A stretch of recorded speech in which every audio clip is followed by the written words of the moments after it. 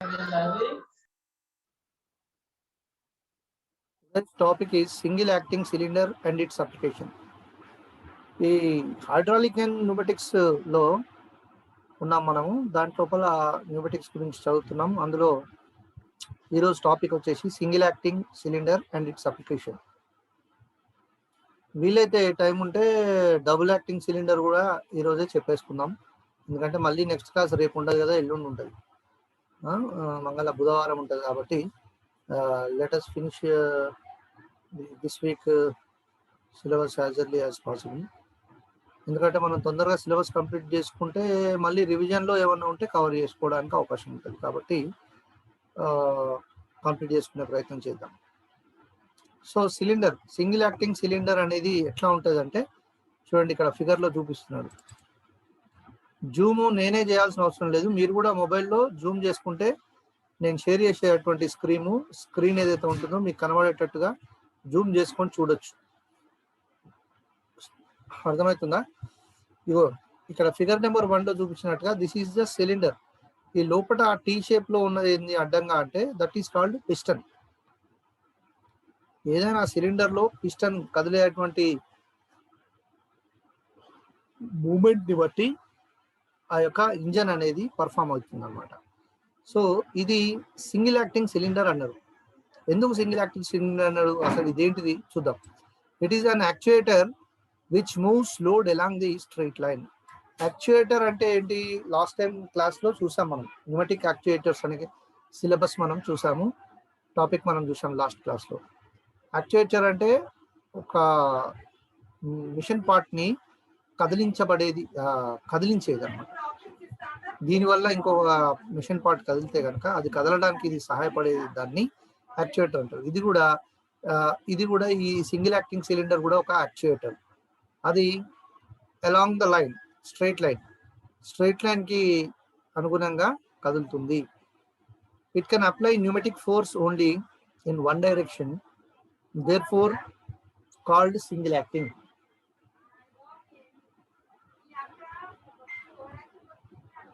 One second. Hello కన్నా, నేను hi కన్నా, ఆన్లైన్ క్లాస్లో ఉన్నాను, అక్కకి ఇస్తా మాట్లాడు.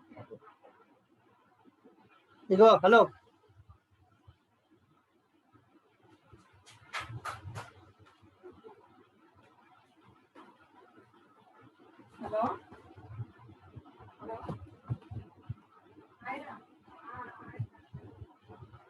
Okay.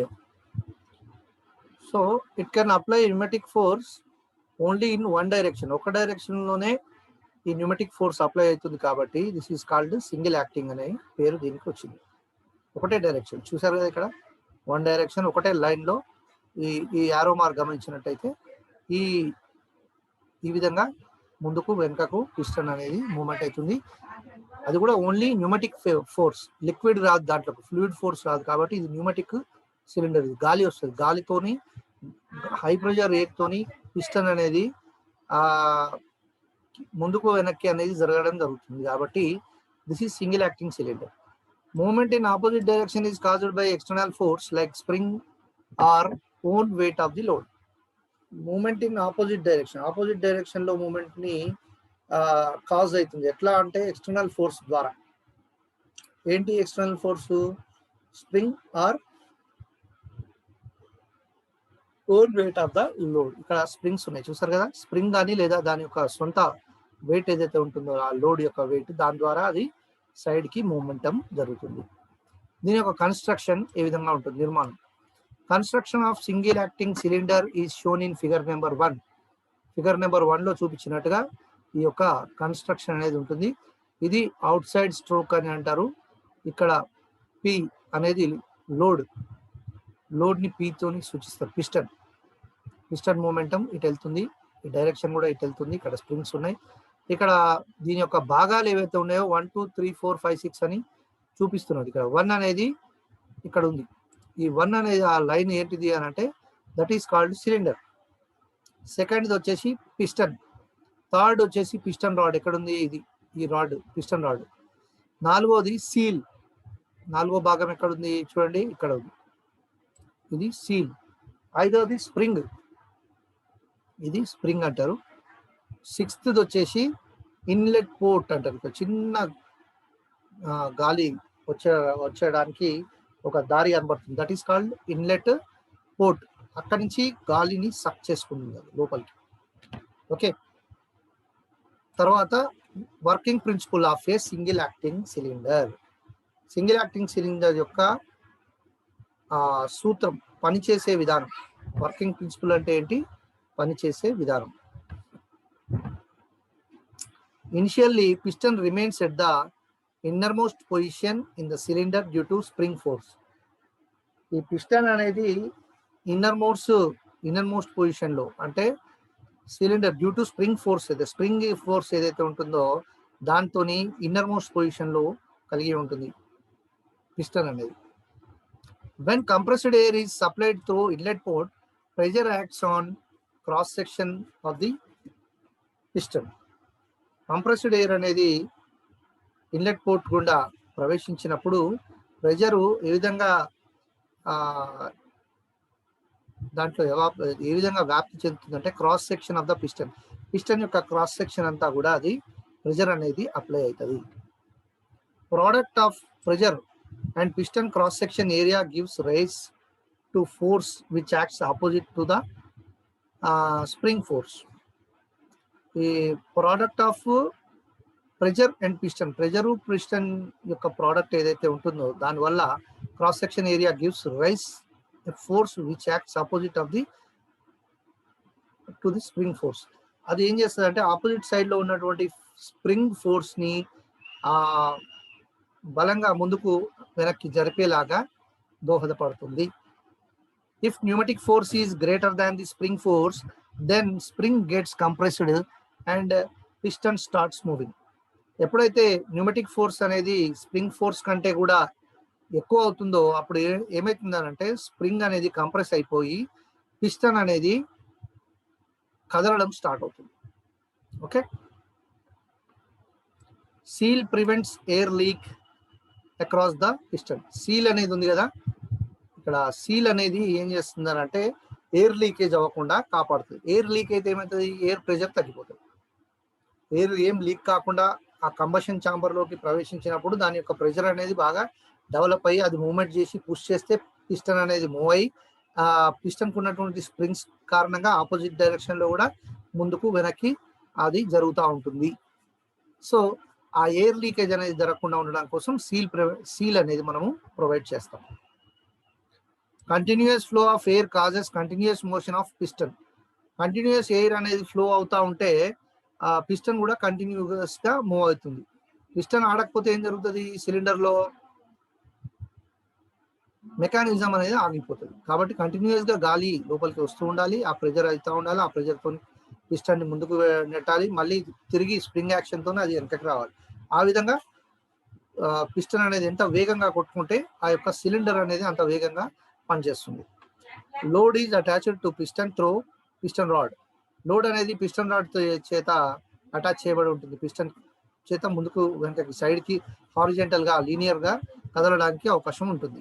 Therefore load also moves with piston.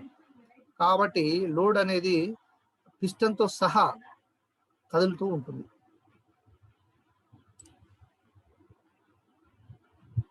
Piston and load move till piston reaches to the other end. Piston మరియు లోడ్ అనేది రెండు కూడా పిస్టన్ టిల్ అంటే move till piston reaches to the other end. Piston ఇంకొక వైపు వెళ్ళేంత వరకు కూడా అది మూవ్ అవుతూ ఉంటుంది. At the end there is no further space for piston to move.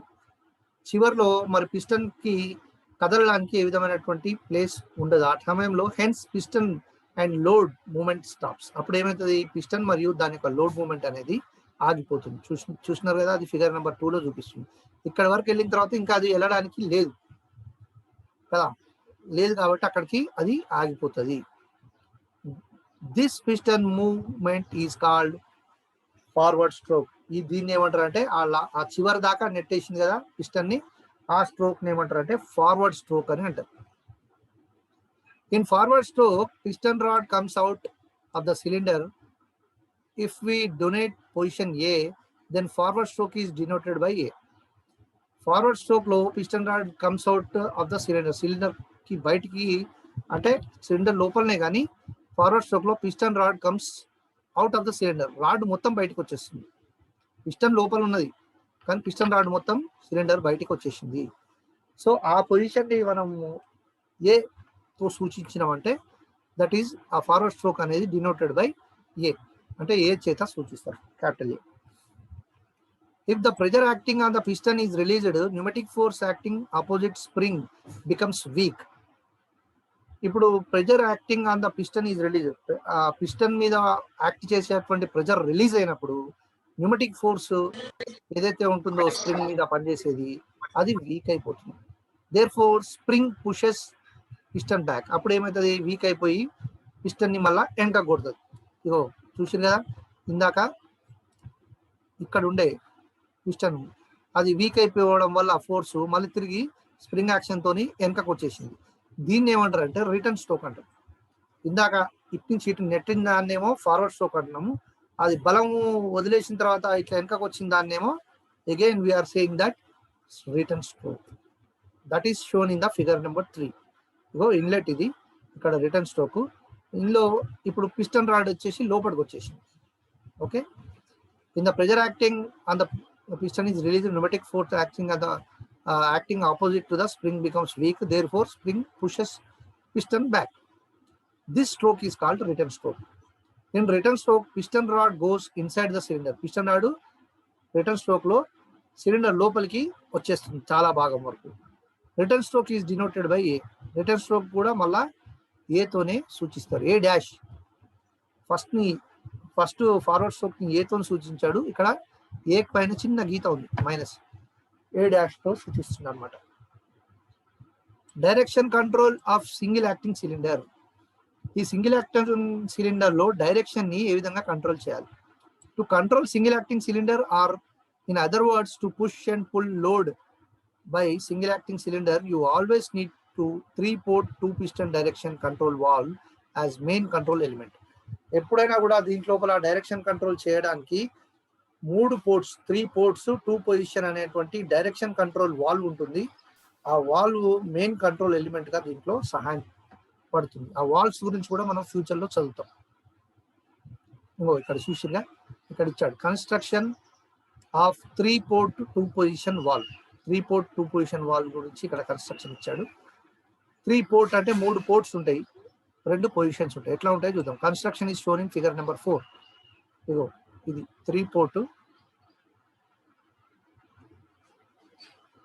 2-piston valve. It consists of the following parts. ఏమేమి ఉంటాయి? Valve body, spool, actuation mechanism, push button and spring, air flow path, తర్వాత ports P A R. ఇక్కడ capital letters లో A R P ఉంది కదా, ఈ 3 కూడా ports అన్నమాట. 3 ports అన్నాం కదా, ఆ 3 ports ఏంటివి? అవి PAR. Valve body provides cavity with accommodates spool, internal passage for airflow and actuation mechanism. ఈ వాల్వ్ బాడీ ఏం చేస్తుంది? క్యావిటీని ప్రొవైడ్ చేస్తుంది. క్యావిటీ అనేది ఏంటిది? ఇక్కడ cavity which accommodates the spool. Cavity అనేది స్పూల్ ని అకామిడేట్ చేస్తుంది. స్పూల్ అనేది ఎక్కడ ఉంది? ఇక్కడ సెకండ్ పార్ట్ ఇది. This is called spool. Spool ని అకామిడేట్ చేస్తుంది. Internal passage for air flow and actuation mechanism. Air ఫ్లోని ఇంటర్నల్ గా ప్రసరించడానికి దోహదపడుతుంది. తర్వాత యాక్చుయేషన్ మెకానిజం అంటే ఏంటి? కదిలించే మెకానిజం, కదిలించేటువంటి మెకానిజం వర్కౌట్ అవుతుంది. Spool is A piston shaped element which when shifts changes air flow path. Spool అనేది పిస్టన్ షేప్డ్ ఎలిమెంట్, పిస్టన్ మాదిరిగా ఉండేటువంటి ఎలిమెంట్. ఇక్కడ ఉంది కదా, దిస్ ఈస్ కాల్డ్ పిస్టన్ లాగా ఉండేటువంటి ఒక element which when starts when shifts changes air flow path. Air flow యొక్క పాత్ అంటే డైరెక్షన్, దాని యొక్క దారి. ఎయిర్ ఫ్లో పాత్ అనేది చేంజ్ అయినప్పుడు ఇది దాన్ని చేంజ్ చేస్తుంది అనమాట. Actuation mechanism provides facility to shift the spool. Actuation mechanism అనేది ఏం చేస్తుంది? పుష్ బటన్ అండ్ స్ప్రింగ్ అని ఉంది కదా, థర్డ్ పార్ట్ ఇక్కడ ఉంది. ఇక్కడ ఈ యాక్చుయేషన్ మెకానిజం అనేది ఎందుకు ప్రొవైడ్ చేశారంటే facility to shift the spool. ఈ స్పూల్ ని ముందుకు వెనకకు పిస్టన్ మాదిరిగా తిప్పడానికి ఒక స్ప్రింగ్ మాదిరిగా ఈ యాక్చుయేషన్ మెకానిజం అనేది దోహదపడుతుంది. Port is a point where you can connect air pipe with the help of connector. Port అనేది ఒక పాయింట్. ఐదోది ఎక్కడుంది అది? 1 2 3 4 5.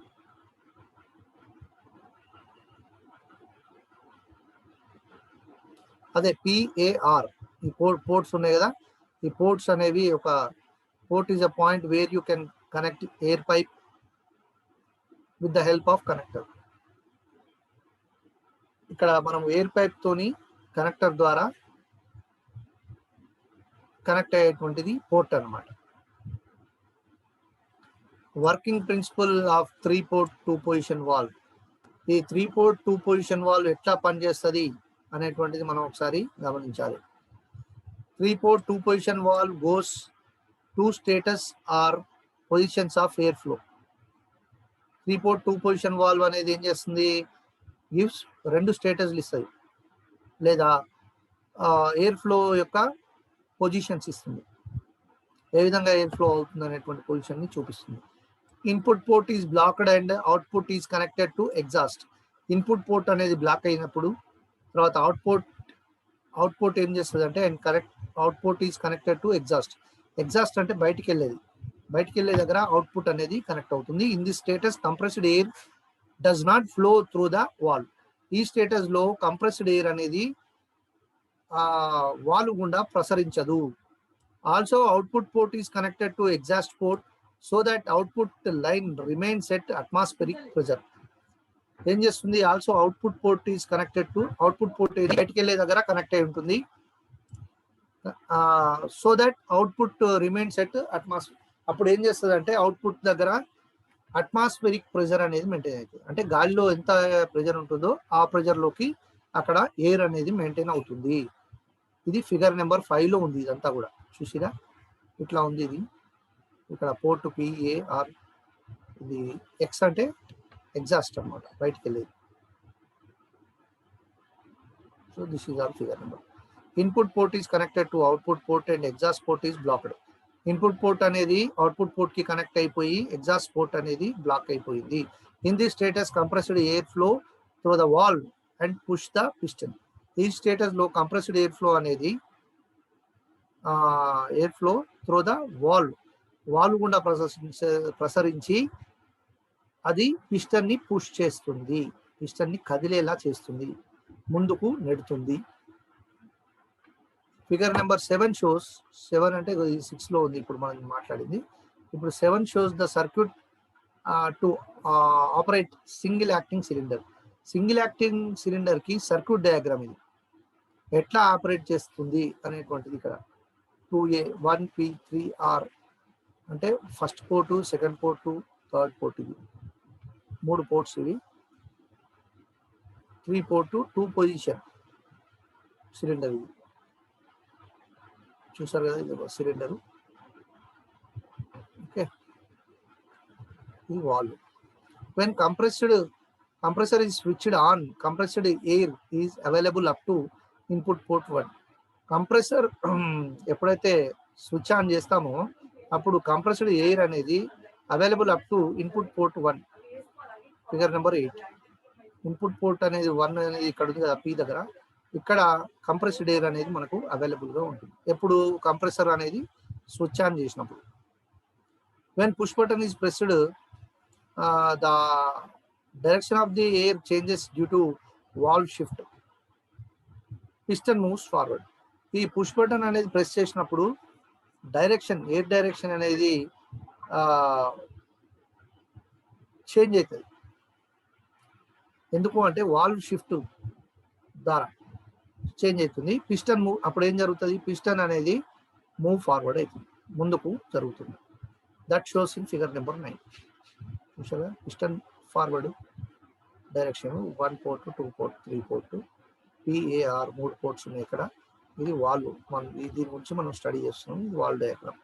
Push button is when released piston returns back. Figure number 8. Figure number 8లో ఏం జరుగుతుంది ఇక్కడ? Push button is when released. Push button release చేసినప్పుడు పిస్టన్ రిటర్న్స్ బ్యాక్. పిస్టన్ మళ్ళీ రిటర్న్ అవుతుంది. So that's all the class for today. Single acting cylinder and its position application. Double acting కూడా చెప్తాం అనుకున్నాము, కానీ సమయం లేదు కాబట్టి ఎక్కువ ఒకేసారి చెప్తే కూడా మీకు అర్థం కాదు కాబట్టి ఈరోజు క్లాస్ స్టాప్ చేస్తున్నాను. నెక్స్ట్ క్లాస్లో డబుల్ యాక్టింగ్ సిలిండర్ గురించి మనం చదువుకుందాం. మీరు మీ యొక్క వీడియోస్ ఆన్ చేసినట్లయితే నేను స్క్రీన్ షాట్ తీసుకుంటాను అటెండెన్స్ పర్పస్లో.